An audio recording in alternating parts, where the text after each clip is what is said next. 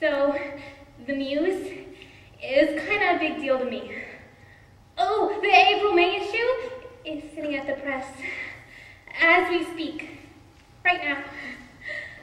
Anyways, like I was saying, I guess you could say it was irony. Yes, irony. You see, I had just finished my article. It was beautiful. 1,257 words, typed out into Microsoft Word, waiting, yearning to be translated into the brave world of InDesign. That's where our magic really happens. Deadline was the next day. Life was good. Wrong. It was like a blizzard engulfing my computer. It was frozen. I didn't mean to, but I shook it!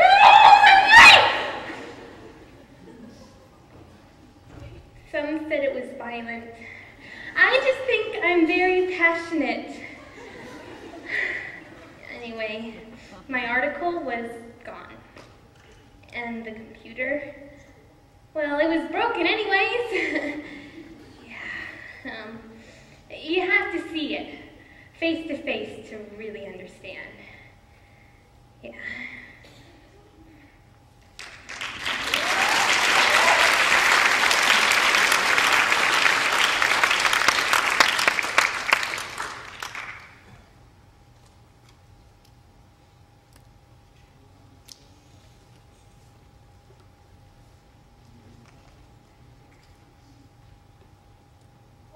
Publications typically define headline news as the weekly lunch menu and limit layout design to pixelated, grayscale images, the Muse has been defying stereotypes since its debut to the Communication Arts Department 5 years ago.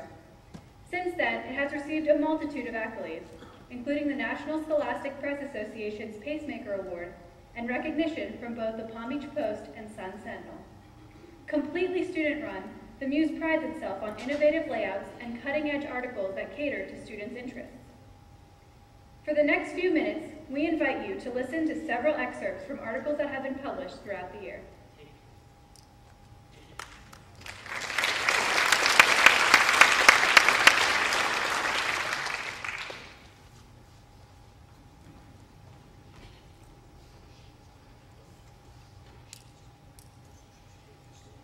Death by Vegetables is highly unlikely.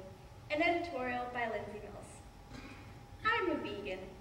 I'm probably going to contract an eating disorder and die slowly as I become irreversibly malnourished.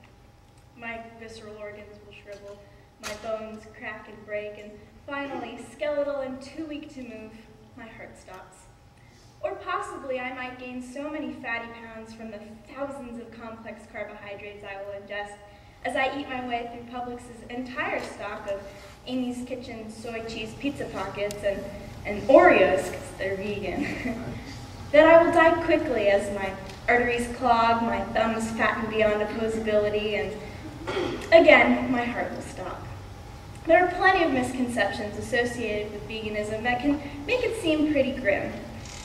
Being a vegan doesn't actually mean I hate food. Quite the contrary, I love food and I eat it in normal amounts every day. There's more to vegan life than lettuce and tofu, and more health benefits than meet the eye.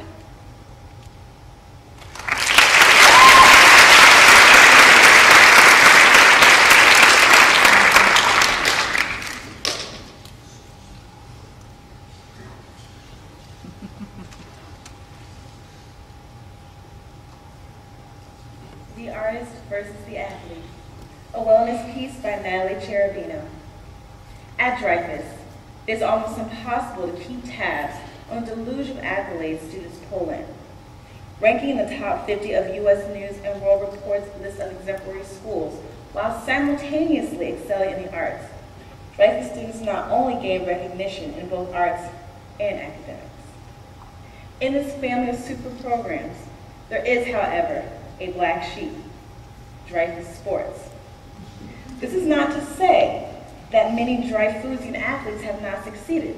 In the past, girls tennis, girls golf, and boys soccer had become district champions. But if a crowd at a Dreyfus sporting event is compared to that of another school's, the lack of support is evident.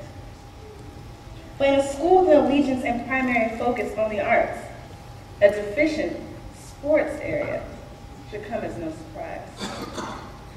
As former Dwyer High School coach Tom West remarked, Juilliard does not have a football team.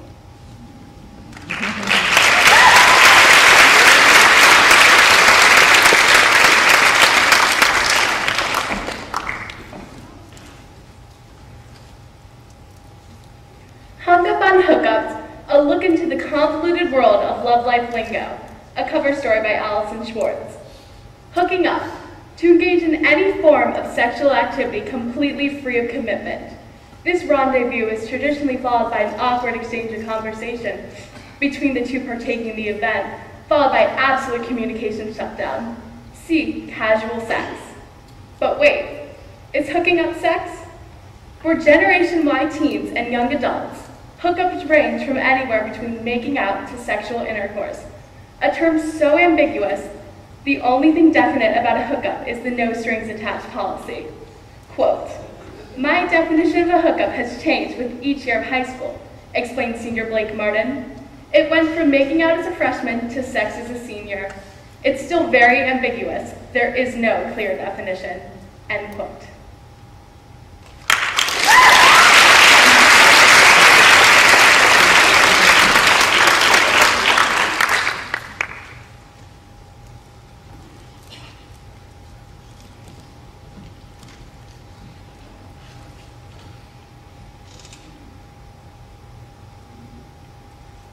Point, the blame game. It's not our fault. Arguments against the ideas of global warming, environmentalists often ignore. By Bradley Woods. Counterpoint, a green machine that keeps it clean. Environmentalism and capitalism are not mutually exclusive. By Douglas Hanna. I've managed to take some pretty serious beatings for my views on global warming at the liberal bastion known as Dreyfus. I'm not a polar bear hating destroy the environment type of person. I believe the world is warming. However, I don't believe carbon dioxide emissions contribute to this warming enough to make any kind of difference. Attempting to reduce CO2 emissions in the interest of stopping global warming is a waste of time, money, and effort. To me, humans' involvement in the acceleration of global warming seems obvious. We drive almost 500 million cars, fly over 81 million miles per year on our airlines, and have fuel-guzzling ships that are thousands of feet long. All these numbers are expected to increase in correlation with the world's population and continued industrialization, which means that they will be increasing significantly within the next 50 years. The act of trying to reduce our severely negative impact on this planet is not just about environmentalism or the economy. It is about what makes sense for our own and our children's long-term well-being.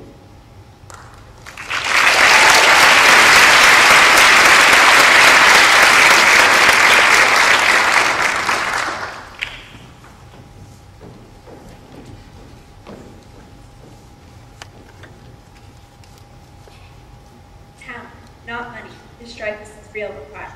A staff editorial.